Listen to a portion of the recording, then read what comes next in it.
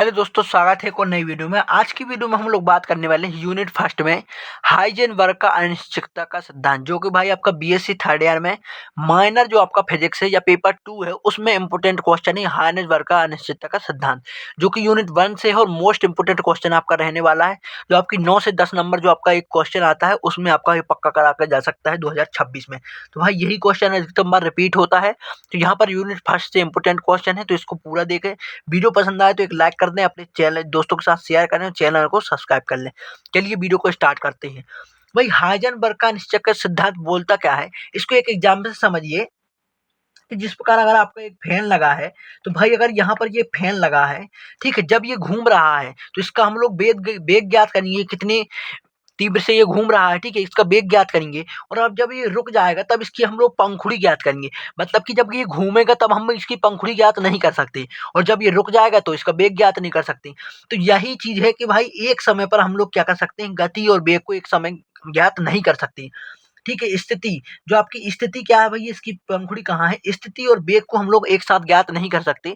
जो अनिश्चित है, मतलब अनिश्चितता का सिद्धांत इसीलिए कहा गया है कि अगर किसी चीज है, कोई वस्तु है, तो उसकी हम लोग वेग और स्थिति एक साथ पता नहीं कर सकते। ठीक है, तो इसी के हाइजेनबर्ग का अनिश्चितता का सिद्धांत कहते हैं। इसको हम लोग देखेंगे किस तरह आपको लिख के आना है।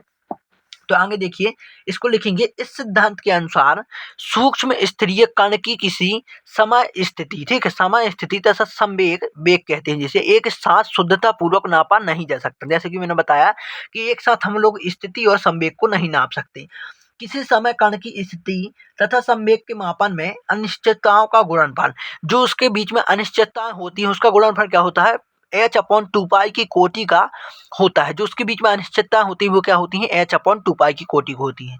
जहाँ h एक प्लांक नियतांक है, जहाँ h क्या है, प्लांक नियतांक है। आगे देखेंगे, आगे यहाँ पर लिखेंगे, यदि किसी समय पर कण की स्थिति तथा संवेग एक साथ नापे जाते हैं, किसी कण को हम लोग अगर नापते हैं और स्थिति मापन में अनिश्चितता त्रुटि डेल एक्स, मान अनिश्चितता में त्रुटि क्या आ जाएगी, डेल एक्स, और संवेग मापन में अनिश्चितता क्या हो जाएगी, डेल पी। डेल एक्स और डेल पी, आपकी जो स्थिति में अनिश्चितता क्या होगी, डेल एक्स, और संवेग में क्या होगी, डेल पी। तो आगे लिखेंगे हम लोग, हाइजेनबर्ग के अनिश्चितता के सिद्धांत से क्या लिख सकते हैं, del X into del P, दोनों का गुणनफल क्या होता है, बड़ा होता है, बड़ा या बराबर होता है h/2 की, या म्यू लिख सकते हैं हम लोग, h ले सकते हैं इसको भी। तो आपका इतना याद रखना है कि भाई आपका जो दोनों का गुणनफल क्या होता है, del X into del P, बड़ा या बराबर होता है h/2 की। समीकरण एक इसको हम लोग मान रखेंगे।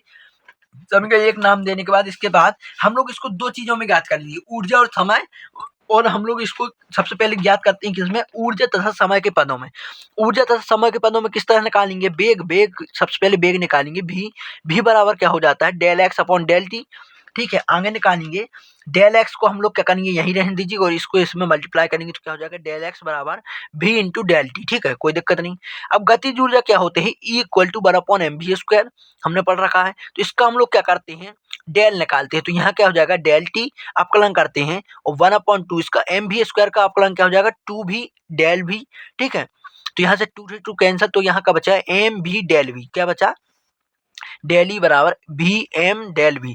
अब एम डेल भी क्या हो जाता है, आपका डेल पी होता है। तो यहाँ पर भी बराबर डेल पी, डेल ई बराबर भी डेल पी हो गया। ठीक, अगले पेज में देखेंगे हम लोग, आगे हम लोग देखेंगे कि किस तरह से यहाँ पर क्या हो जाएगा, डेल पी बराबर क्या हो जाएगा, डेल भी upon del E upon del P, इसको अपॉन में लेगा तो डेल पी बराबर क्या होता है, भी इंटू डेल टी। तो यहाँ पर डेल पी की जगह क्या आ गया, भी इंटू डेल टी, और ये आपका ये जो del E upon del T ये इंटू मल्टीप्लाई में चले गया, ये बड़ा और बराबर क्या होगा, h/2 से।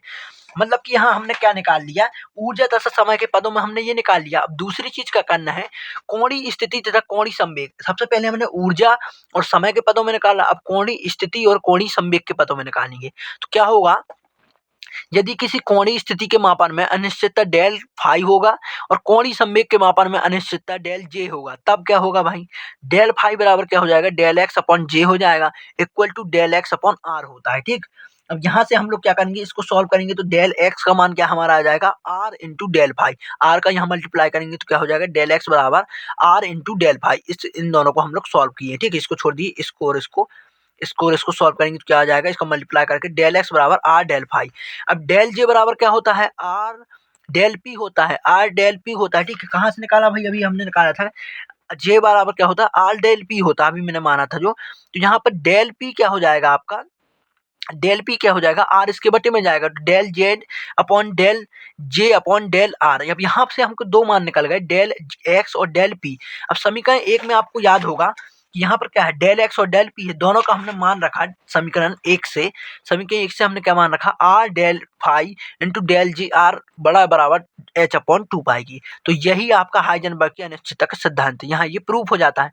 तो भाई है छोटा सा, ठीक है, 2 स्टेप में हमको प्रूव करना पड़ेगा और इंपोर्टेंट क्वेश्चन है, पेपर में अधिकतम बार पूछा जाता है। और ये आपका यूनिट फर्स्ट का क्वेश्चन है। अगला क्वेश्चन भी हम लोग लाएंगे, इंपोर्टेंट क्वेश्चन सारी सीरीज चल रही है भाई ये।